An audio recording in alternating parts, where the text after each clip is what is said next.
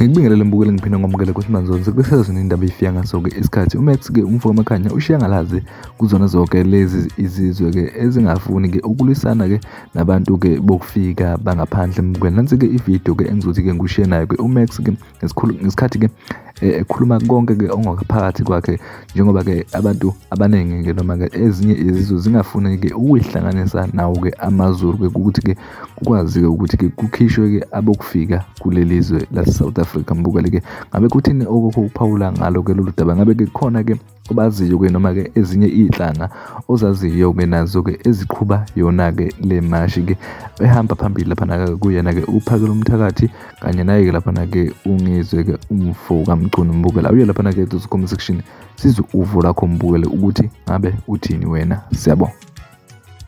Mpumalanga, Free State, Eastern Cape, North West, Cape Town, nilwela nini izwe? Nilwela nini izwe nina? Nilwela nini izwe? Nisakaza imbombo, nisakaza amasende, nisakaza ingquza, nikhuluma nize nikhihliza amagwebo, nikhuluma nize nijuza amathe, nenzo live bamasimba, nibhala amasimba, niyakwabe indaba, niyokhuluma amasimba, nenza ama-podcast amasimba, suZulu, silwa sodwa, izwe ligcwele ama-drugs, izwe ligcwele i-prostitution, izwe ligcwele iy'febe. Nina niyasangana, nilibele ukukhuluma, niyabawuza, niyabenuka, niyasantuka, niyanyantuka, nigcwele social media, niyasangana, nilibele ukukepita, nilibele amasimba, nilengisa imithando mahhala, niyizintsha nje, anilwele izwe.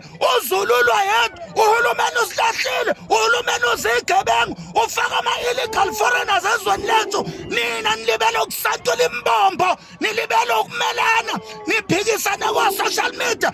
Msunionyoko, msunionyoko, msunionyoko, msunionyoko, kade nyanya.